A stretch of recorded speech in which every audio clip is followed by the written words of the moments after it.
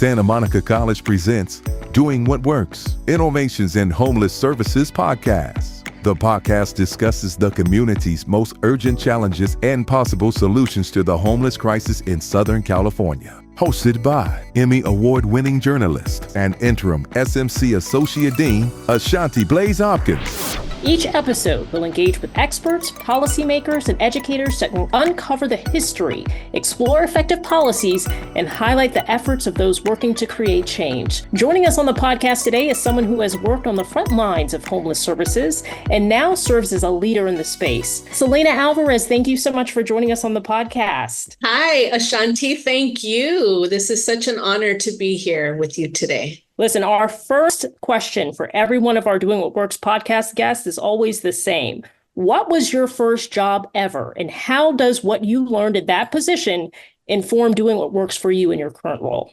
That is a great question. My first job, I was a newspaper carrier. Because of my ability to connect with elders, I was assigned the older adults, and my job was to make sure the newspaper landed right on their front porch so they didn't have to walk down the steps to get to their yard to get to their paper.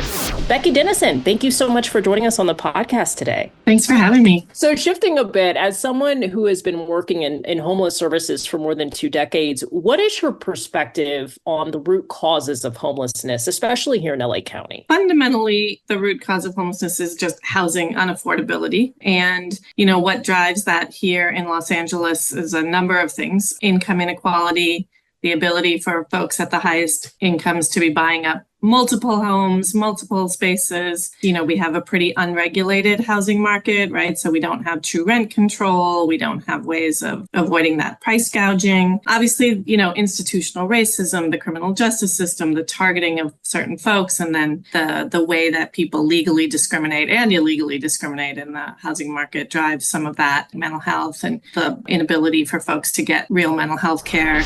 Dr. Nancy Greenstein, thank you so much for joining us on the podcast. Happy to be here. Is there a dream state that you have for how educational institutions like Santa Monica College continue to address this issue of homelessness? Is there something else that you think we could be doing more of from a program perspective? Well, I think we can also be doing more because we do like workforce development, and we could be going into agencies as well. We could have students, but also we can sort of spread the word on what we're learning and go to varied places and help them set up their programs. And so do more of that, do consulting. This problem will be with us for a while.